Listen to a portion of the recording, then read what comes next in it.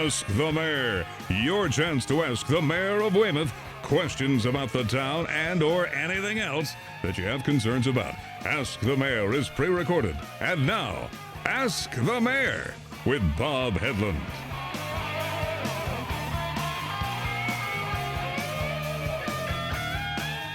Well, welcome back to another tension-filled episode of Ask the Mayor. Although, Robert, we're going to just stop all the baloney right now because I do understand and I do want to shake your hand. Yesterday, I am, by the way, as always, joined by the mayor of the great and ever-improving town of Weymouth, the Honorable Robert P. Hedlund? I keep forgetting your middle name. What do you call it when someone has dual personalities, like psychosis?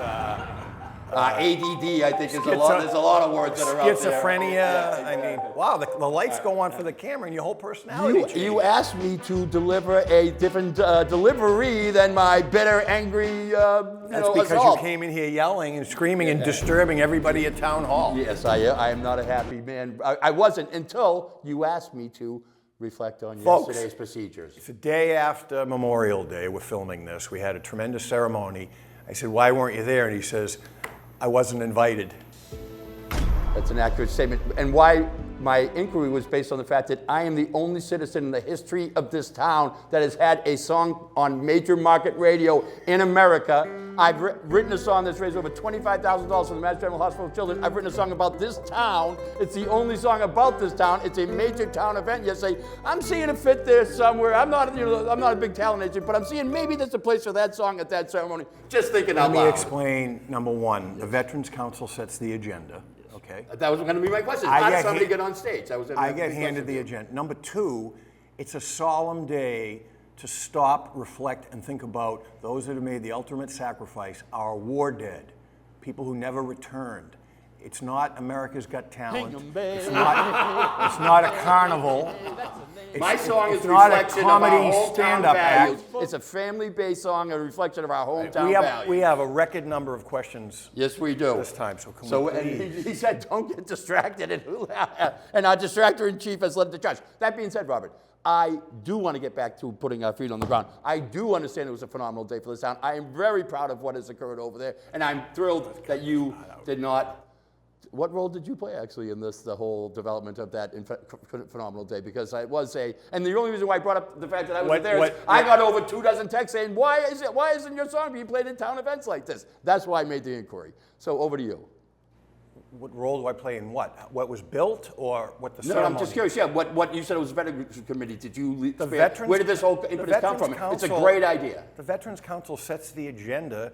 No, I mean for the actual installation of the statues and the whole phenomenal. That was my vision, and Rob Hale gave us $500,000, and we created. And so the location, everything was absolutely perfect. It's I thought the statue was going to be at the bottom of the hill as opposed to the top of the hill. The whole redesign of the pavement area. And be able to edit this out so that we can get to the questions. All right, you asked me to comment on what a great day it was. I answered it. I think you should talk more about it. What was your thoughts on the day? Well, if we have time at the end, we'll get to it. We have a lot of questions. All right. So you can tune in and watch the whole show on WETC. So they film the whole thing. So, okay, and then you know what you can do? You can stop it, pause it, play your song by yourself, pretend that you were on stage, and then resume watching it. You can insert yourself into it wherever you want. The song would have been an enhancement for a phenomenal day. That being said. Can we go over 30 minutes on this one because we get a lot of questions? That being said, why wasn't I on stage? I'm just. All right, Robert. From Dolly Parma. This is Dolly Parma in town, not to be confused with Dolly Parton. As a small business owner in my hometown, I'd love to know why there are so many empty, abandoned storefronts and no way of contacting the owners to see if they're open to rent. The new buildings are charging $2,500 to $3,500 a month, and small business owners can't afford that.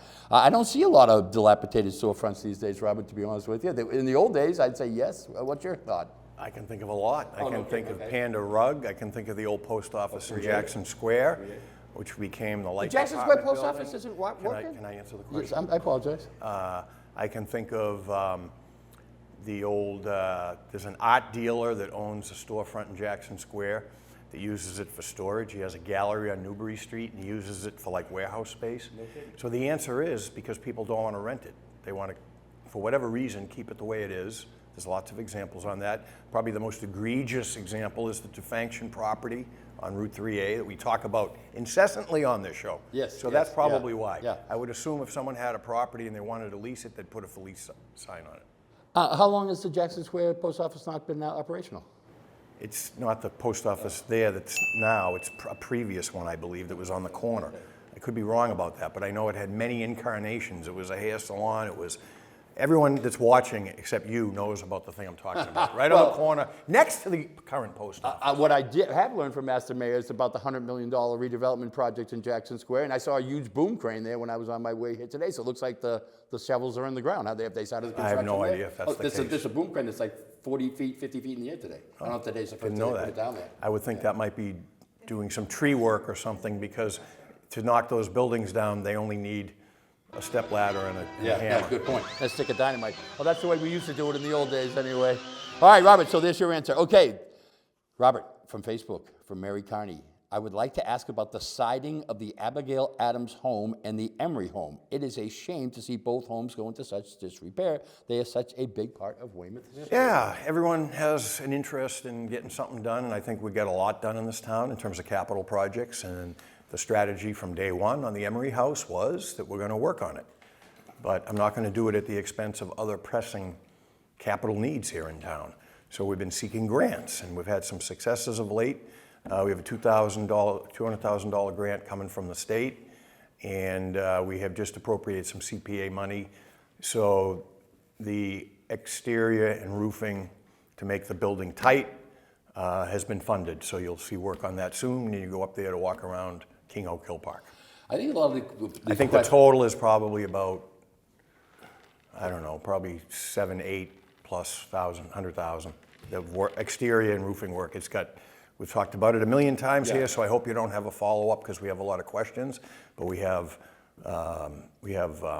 asbestos shingles, we've got problems with the roof, et cetera, et cetera, et cetera. Lead paint, so it's very expensive work. Bob, I think one of the challenges of your job is it's all opinion-based. I drive by that Abigail Adams home, I would never have commented. I think it looks rustic and old and cool. I would never comment that the siding's crappy and needs to be repaired, et cetera, Is she talking Emery or no, Abigail? She both. She referenced both. But I mean, that's your challenge. I think is some people, it's all based on opinion-based. All right, Robert. I told him he's my genie. I've got 3 wishes. I told him I had 3 citizen inquiries. Here's the first one. You're going to like, and this is the one you're going to like. I got from the great Mike Sheehan, who you met with on Thursday morning. Mike Sheehan's a very involved citizen in the town of Weymouth, and he has, I thought, a very interesting idea. Why don't we rename the Academy Avenue School right down the road after Abigail Adams? Because we have the Abigail Adams School right here. This is officially called the Abigail Adams School. Okay, I did not, but it's not a functioning school, right? It was our middle school, but intermediate school, excuse me, but now it serves as headquarters for the school department and our early childhood education center. So technically, it's still a school. Yeah. That's a good answer. I thought when he first said it, I thought that's a great idea. I don't think there's an elementary school named after a woman, and that she's a historical figure, and it's AA. We wouldn't have to change T-shirts. Mark Reddish wouldn't get another order from the town. A lot of questions here today. All right, so that's a good Citizen answer. Advocate, All right. we need you to focus. All right, Robert from Mary Ramsey. I think we've covered this ground too. When are we going to get pickleball courts in Weymouth? Another "what have you done for me tomorrow" type question. There are 2 That's a business you're in. 2 pickleball courts at the Whipple Center. We added 1 at the new Beals Park.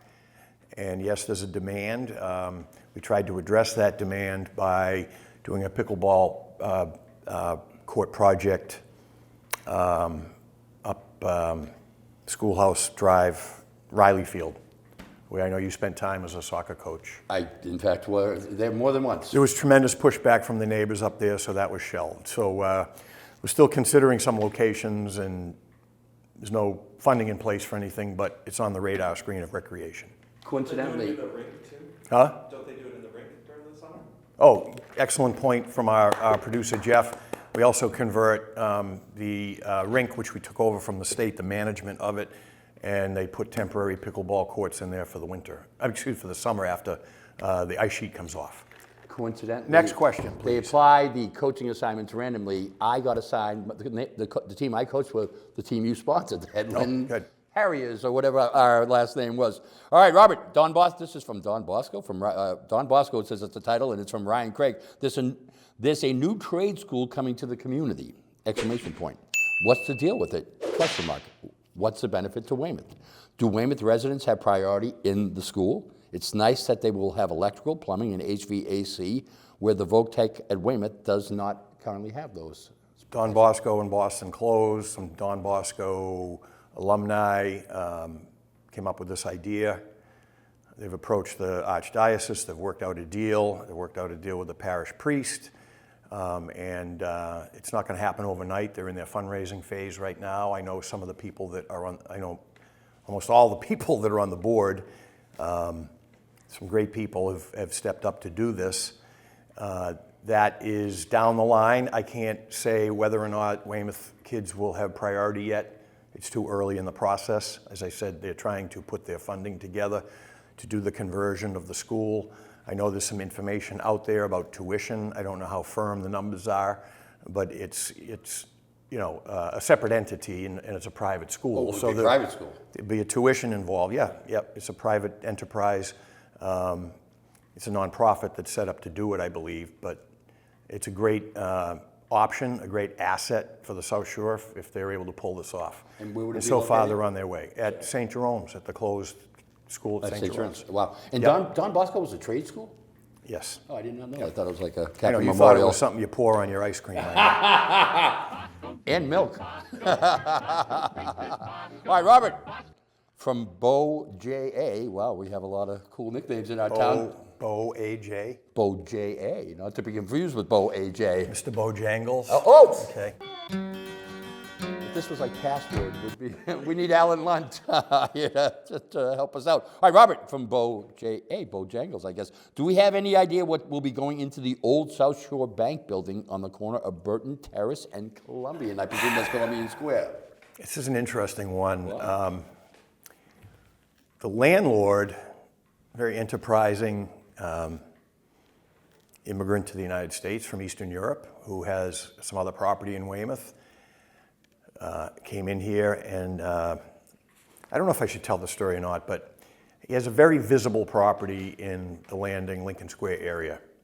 Very well-known building. Aside from the... And he was going to put a sober home in there. And under the state law, we can't really stop it. We had him in here for a meeting, and it was very tough to try to convince him, because he held all the cards with the state law, not to put a sober home in this very, very historic, visible building. In the Landing. In the Lincoln Square upper landing, yeah. And finally I said, and he came from a communist, you know, where he emigrated from had been a brutal communist dictatorship at one time, Albania. And I finally said to him, I said, if this were Albania and I was Hojar right now, what would be happening? And he said, you'd have me up against that wall and shoot me. Ah, no kidding. So You still do we that? persuaded him not to go ahead with the sober home in that location. And now it turns out he owns this building in question. And a group came in here that was a drug rehab type operation, was leasing it from him. And it turned out that, and they were good guys, you know, legitimate business, but it turned out that some of the zoning and building permit requirements for what they wanted to do made it untenable to rehab the building to accommodate them. So that tenant fell by the wayside, even though they were ready to go in there. The last I heard from the planning department was a Portuguese bakery was looking at it. And I don't know where that stands. I don't know if that panned out or fell by the wayside. Would they use the current building? Would they level it and rebuild? Oh, no, current building. Wow. Yeah. And everyone's clear when they say the Southshore Bank building, it's the one on Columbian Street. It used to be, it changed hands. It was, Oh, it's not the one right in Columbian Square by the post office? that building's been ripped down. It's gone. Okay. I know that's your My neighborhood. Things change fast around here. Weymouth. I'm starting to get the feeling that he knows Union Street and he knows Great Hill and nothing in between. Well, they add a new traffic light every 100 yards. All right, I so- think we answered that. It's the building down past South Shore Hospital on Columbian Street as you head towards the cancer center. It's a more modern building. Yeah. All right, you'll have to take But me it in used to someday. be the bank on Broad Street, Coastal Heritage, that's changed names a couple of times. So it used to be controlled by them, and then Southshore Bank took it over when Coastal Heritage exited. So Well, you got to admit, you got a lot of things change around here pretty quickly, for heaven's sakes. All right, Robert, from Ronald Adams. Is the 20-mile-per-hour speed limit at Chapman Middle School valid all day on school days? If not in uppercase, then why does the flashing light sign flash all day during school hours? If it is caps valid, then why is the area not patrolled? I do 20 miles per hour in that zone. I have had people pass me and people ride my bumper, flashing lights at me and some honking and flipping me off. All right, so is that 20 mile an hour per If it makes him feel any better, Mr. Adams. It was you? And by the way, I think he was recently on social media complaining about coffee and a Dunkin' Donuts, I think, about the donuts. So anyway, I hope. That's fighting words. Ron, if you're watching, I hope you found a better donut. But I got stopped for exceeding the 20 mile there before I became mayor when I was state senator from a prolific Weymouth officer that used to like to write a lot of tickets. So it is enforced. I've seen the police there. Obviously, the police in a community this large, 60,000 people, can't be everywhere at every moment, but they do try to enforce that. There's been some, and it's a tough situation with all of the parents picking kids up in the buses, and I have controversy I'm trying to sort out with the crossing guards and what they're authorized to do versus what they're not supposed to do under state law. So it is a mess over there, and people speed, and it's a problem everywhere. So, but the 20 mile per hour is in effect during the actual full school day, not just during drop off? No, I stand to be corrected on this, but I believe it's during school hours. During school hours, okay. And not just a drop off in the morning and the afternoon, just the full school day. And there are some police officers that historically write more tickets than others. Is that an accurate statement to make? I think that's true in every town. Some have the reputation of that. Some don't want to, get out of the car sometimes. Well, I would think it would all be just, circumstantial. Interesting. All right, well, Robert, good segue from your donuts. We have a coffee question for you. Josiah Lothrop writes in, Mayor, you seem to always have a cup of coffee on the show. Wait a minute, someone from Plymouth writing in? I'm not sure where Josiah Lothrop is. Perhaps he's a friend of Mr. Bojangles. I need to go to the voter rolls and see if there is a Josiah. He's hanging around. You know where he is? He's hanging around down at the Abigail Adams house. He could be. He could be. Usually the donut questions are from Fat E Cholesterol, right, man? All right, Mayor, you seem to always have coffee cup present. How much do you drink, and what's your favorite Weymouth coffee? Well, this is like another personal question that we had around Valentine's Day, didn't we? We're digging deep on this one. Actually, my coffee history is interesting. I had my first cup at age 8 or 9. And we talked about this before, I think, that Finland has the highest, Finland has the highest coffee consumption per capita in the world. And my Finnish grandparents always had a percolator. That's accurate, huh? Yeah. So they always had a percolator going, and it was like a July 4th cookout with hot dogs and stuff. Wow. They had an extension cord with a percolator to make hot coffee in the middle of July, right? Wow. So I'm watching the adults, and I amble over there, and I make myself a cup, and I load it up with sugar and cream, and I never had another cup of coffee after that until age 31, late night at Uncle Charlie's when he was open. I think he was open on Friday nights late for a while. I had my second cup of coffee at age 31. So then I started, and I couldn't put cream or sugar in it because of that experience when I was a kid, so I always drank it black. And I started with a little Dunkin' Donuts back in the day with the flavored coffee. And once Dunkin' Donuts got rid of the brewed beans and used the syrup, I lost Dunkin' Donuts. Ron, I'm with you. The coffee at Dunkin' Donuts at that point for me was like what you experienced with your donuts. So I kind of went over to Mary Lou's, but the wonderful thing about Weymouth right now is so many different options for coffee. We have so many little independent shops. We got the one near you in Columbian Square, Slow Coffee. The crew loves that place. Where is it? In Columbian Square? I'll tell you what. You leave your house, get on Union Street, and go straight, and you'll go right to it. I thought you were going to say Ma Riley's is very popular in that area. All right, this is what I'm going to say. We get so many different independent options. Aside from the fact there's 102 Dunkin' Donuts in Weymouth, we have so many options. Ma Riley's, Mary Cafe, which became a favorite of mine when they opened up because it's the closest to Town Hall. Sure. I'm hooked on Fuel America lately. Great stuff down there. Yeah, and where you perform. Congratulations to the Joe and to the family down there. So Slow Coffee. I had an awesome cup of coffee recently at the new Bamboo Beach, awesome coffee there. He's got this really expensive, Which funky. is located at? That's right in Columbian Square near you too. There's 2 new Columbian Square coffee shops. Where is Slow? Beside the Cameo? Is that the one beside? Yeah, but that's a tough one to get into. No, you got to get the white. Yeah, yeah. What's the thing there? The white cap. The white cap. Sir, Go no. in and get a white cap.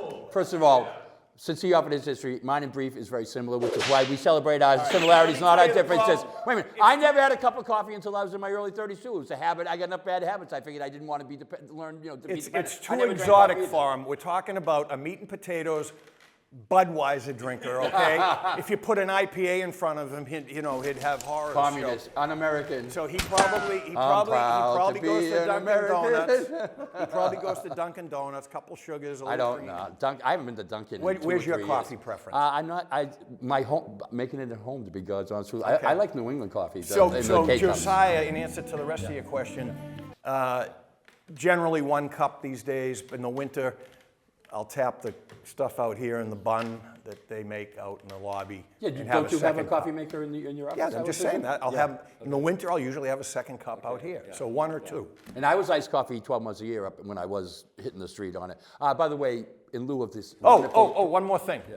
I do think, even before this proliferation of independent coffee shops, and let me give a shout out to one more, Crepes and Capes in the Landing. Great coffee there. Wow. And the best coffee cup in town, Wow. which is emblazoned with all kinds of historical buildings and sites in Weymouth. It's awesome. You need to go there, Mary. You need to get out more. But What are you doing Friday night, man? I got to quote a friend of yours when we still had a town form of government when they were arguing over a Dunkin' Donuts kiosk. And I think the genie was out of the bottle by then, but it's even more so now, which is great for consumers. You get a lot of choices. Hagedorn said at a meeting, your buddy, we should change the town seal to a coffee cup. I'll never forget that. I went to a Dunkin' Next Donuts. question. In closing, I went to a Dunkin' Donuts yesterday for the first time in so long. The large iced coffee was $4.50. Last time I went was $2.75. That's Great. how long it's been. Next question, please. Before we get to the questions, we want to remind everybody to please keep the questions coming at Ask Mayor Don't, Bob because at we have a backlog. AskMayorBob@gmail.com. Yeah, I'm the one who's doing all the divergings here. Any more coffee? Sure. No, just let's answer the question and don't do a follow-up. We need to remind people, AskMayorBob@gmail.com. You want these questions coming in, so I talk less. No more follow-ups. Rapid fire. Let's All go. right, Robert, from Nancy Keenan. What type of things do you put in your coffee? From Nancy Keenan. Oak Street pavement. Dear Mayor Bob, just wondering if there are any plans to pave Oak Street in South Weymouth or Union Street in South Weymouth or any street in South Weymouth. There are areas that are crumbling, specifically at the end of Mandalay Road. Do you know where the road to Mandalay, Robert? It's in trouble. Yeah, I don't know if that's on the list. I don't have the list in front of me, but we explained all the process. And many times. So the answer to that is I don't know, but I'll look. And we have our list set for the 2025 paving season, whether it's on there or not. Which begins fiscal. Actually, if you look at WETC in our presentation to the council for our annual town meeting, which was taped last week and is airing now, or you can go on the WETC website. We actually, one of the PowerPoint slides lists all of the roads that are on our paving schedule for this year. Next question, From please. you can't keep everybody happy file. I see people in North Weymouth, I'm like, man, don't you think Bobby's doing a great job of paving every road in North Weymouth? Everyone says, my road hasn't been paved. Every road in North Weymouth has been paved. There's no roads in South Weymouth that have been paved. You can't keep anybody Next happy. question, please. Starting with me. All right, Robert, from Marie Smith. When will the new Wessagusset walkway be completed, and where will the cars be able to park? Cars will park on your front lawn, they'll block your driveway. No, we have the Lane Beach parking lot, the Wessagusset parking lot, which now will be easier because the beaches connect, I would assume. The police are stepping up enforcement down there because we get a lot of complaints what's happening down there. The project will be done this fall. So, and that's been what, 2 years? No, it's been 9 years. Yeah, no doubt. It's Permitting is difficult. It's awesome. It's been phenomenal. All right, dear Mr. Mayor, from Ken Ryder, a name that we know well at this show and around town. Aren't you in a butter to one of his projects? He is a pain in my butter. I would agree with that for sure. Yeah, he's made a lot of friends in town with his policies, his development policies. What a great I guy. thought you guys were happy with that project down there at the end. The only thing we didn't Didn't want to you get see, some open the only thing we space? didn't want to see, courtesy of Mr. Ryder, was a 65-unit apartment building that he threatened everybody's, Did you get some open space behind your house on that? Things, it was really not behind my house. It was behind the house of a guy who really didn't need the offering that Mr. Ryder was trying to put down. Dear Mr., this is to you though, Mr. Mayor, not to Jim. I recently saw a video on Facebook that showed live music at one of the new coffee shops in Weymouth Landing. Wow. We got a coffee theme going. Kenny, the camera adds 20 pounds. I don't know if you heard. I believe the name of the coffee shop is Fuel America. It looks like a great new business in Weymouth Landing. Congratulations. I don't know if there's really a question in there. Just wondering. Thank you, Kenny. It's always good to see his positivity being offered. There's no question? Keep up the good work. And sorry about how I dumped your books in high school, I think is what it says here.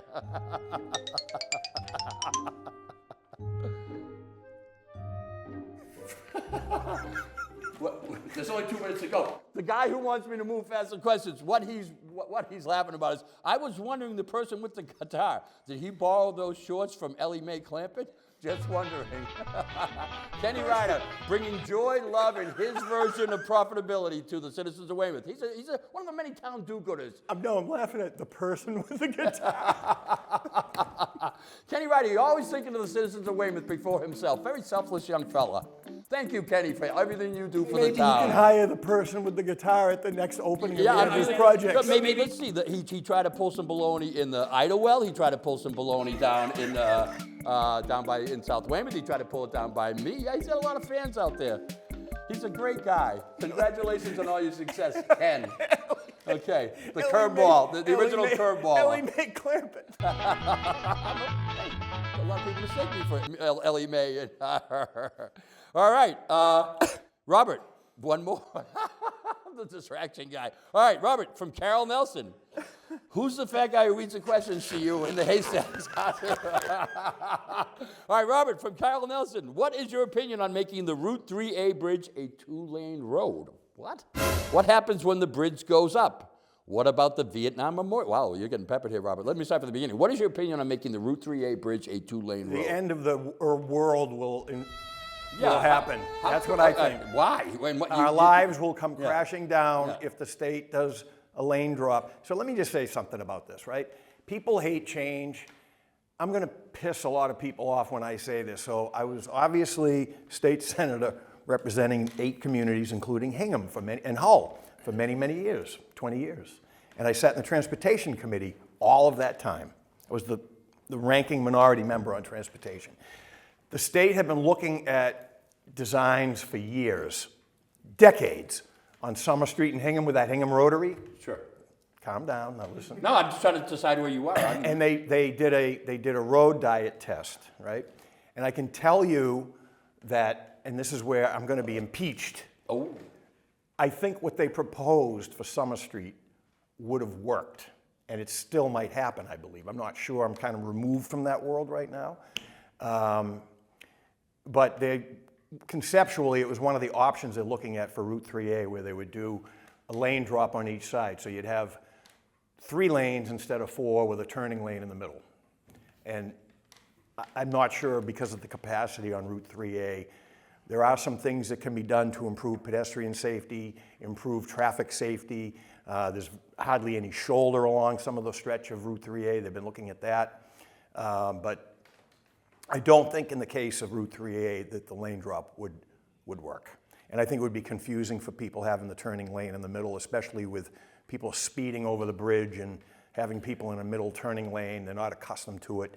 I think it would be a safety issue too. Robert, they are telling us to wrap this up, but there's a few follow-ups here that are not mine. These don't make any sense to me. Why would you make that a 2-lane road, number one? And then it says, what happens when the bridge goes up?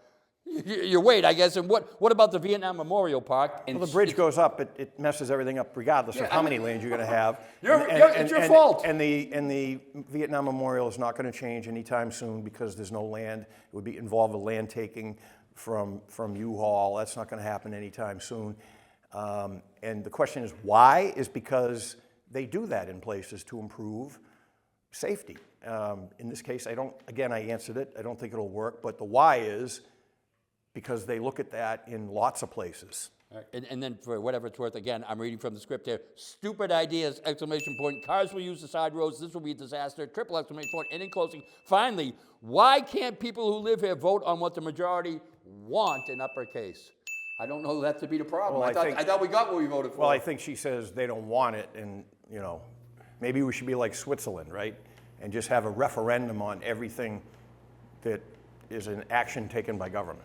Or Albania. All right, this looks like the end of another exciting episode. Action And packed then we for would sure. get, then we Emotion would get, filled. on a referendum, we would probably get like 18% turnout, like a council race. Well, probably something along those lines. But we wanted to thank everybody, as always, for tuning in to Ask the Mayor. And I apologize for the slow pace of this show with a lot of questions and way too much jib-jab.